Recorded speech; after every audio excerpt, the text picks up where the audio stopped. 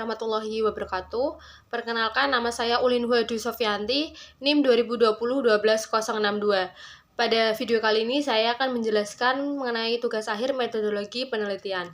Nah, penelitian kali ini yaitu berjudul Pengaruh Komisaris Independen, Kualitas Audit, Financial Distress, Audit Tenur, dan Spesialisasi Industri Auditor terhadap integritas laporan keuangan pada perusahaan energi yang terdaftar di Bursa Efek Indonesia periode 2020 sampai dengan 2022. Nah, pembahasan video kali ini yaitu pendahuluan, tinjauan pustaka, dan metode penelitian. Nah, yang pertama yaitu latar belakang.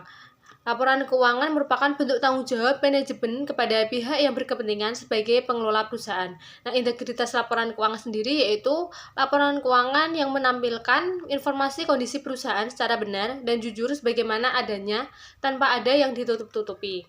Nah, mengapa mengambil judul tersebut? Karena ada temuan kasus manipulasi data dan pemalsuan laporan keuangan yaitu pada PT Timah Tbk tahun 2015 dan pada PT Cakra Mineral Tbk yaitu pada tahun 2016. Ruang lingkup penelitian ini yaitu menggunakan 5 variabel yaitu komisaris independen, kualitas audit, financial distress, audit tenur, dan spesialisasi industri auditor.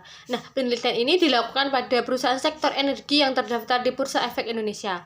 Periode penelitian selama 3 tahun yaitu 2020 sampai dengan 2022. Nah, rumusan masalah penelitian ini yaitu apakah komisaris independen, kualitas audit, financial distress, audit tenur, dan spesialisasi industri auditor itu berpengaruh terhadap integritas laporan keuangan. Dan penelitian ini yaitu untuk memperoleh bukti empiris pengaruh komisaris independen, kualitas audit, financial distress, audit tenur, dan spesialisasi industri auditor terhadap integritas laporan keuangan pada perusahaan sektor energi yang terdaftar di Bursa Efek Indonesia.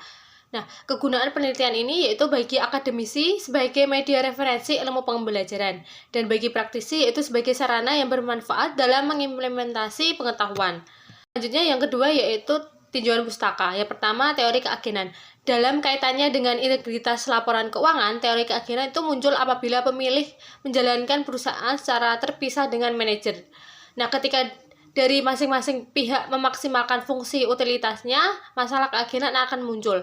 Pada saat perusahaan mengalami hal yang tidak diinginkan seperti kesulitan keuangan, maka pihak manajer akan menyembunyikan kondisi keuangan pada laporan keuangan yang memunculkan penurunan integritas laporan keuangan. Selanjutnya yaitu variabel independen pada penelitian ini. Yang pertama ada komisaris independen yang merupakan anggota dalam badan perusahaan yaitu Dewan Komisaris. Yang kedua yaitu kualitas audit. Nah, keandalan laporan keuangan yang dibuat oleh manajemen perusahaan itu ditentukan oleh seberapa besar tingkat kualitas audit yang dibuat oleh auditor. Nah, yang ketiga yaitu financial distress, yang merupakan kondisi sebelum terjadinya kebangkrutan atau kondisi perusahaan yang saat mengalami krisis atau keuangan yang tidak sehat. Nah, yang ketiga yaitu audit tenur yang merupakan jangka waktu kerjasama antara pihak auditor dengan perusahaan. Dan yang terakhir yaitu spesialisasi industri auditor yang merupakan kemampuan auditor yang ada di KAP dalam mengaudit laporan keuangan perusahaan. Hasil penelitian terkait yang pertama yaitu ukuran perusahaan dan financial distress itu berpengaruh positif, sedangkan leverage dan audit tenur itu berpengaruh negatif. Dan yang kedua yaitu ada komisaris independen dan financial distress itu berpengaruh negatif, sedangkan kualitas audit itu tidak berpengaruh. Dan yang ketiga financial distress berpengaruh negatif, sedangkan komite audit, dewan komisaris, audit tenur, dan spesialisasi industri auditor itu tidak berpengaruh. Yang keempat yaitu leverage berpengaruh positif, sedangkan komisaris independen dan spesialisasi industri auditor itu tidak berpengaruh. Dan yang terakhir yaitu financial distress dan audit report lag itu berpengaruh negatif, sedangkan audit tenur itu tidak berpengaruh. Ada kerangka pemikiran.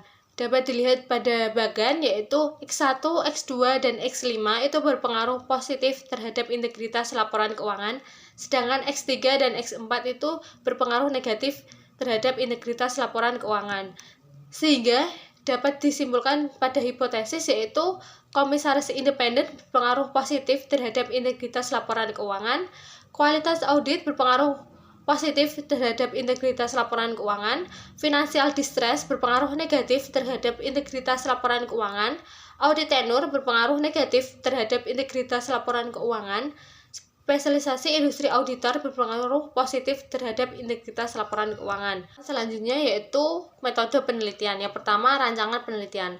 Metode pada penelitian ini adalah metode kuantitatif yang dilakukan pada perusahaan sektor energi yang terdaftar di Bursa Efek Indonesia periode tahun 2020 sampai dengan tahun 2022.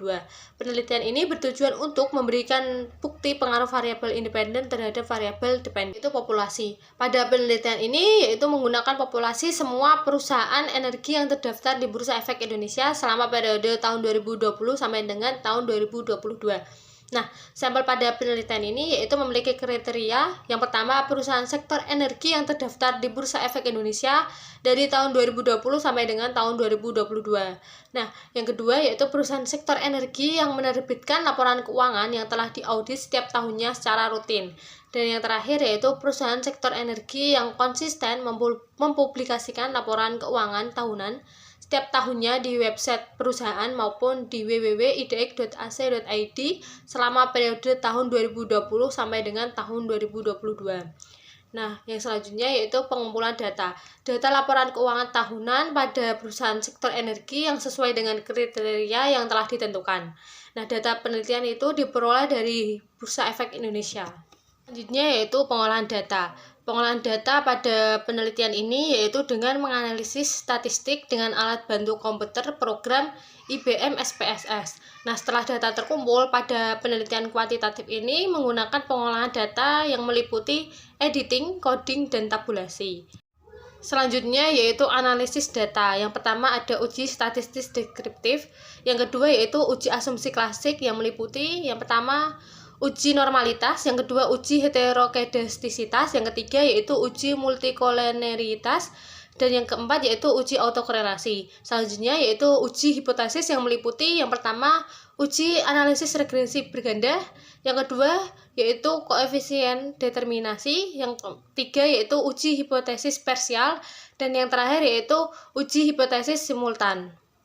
Sekian presentasi dari saya, kurang lebihnya saya mohon maaf. Wassalamualaikum warahmatullahi wabarakatuh.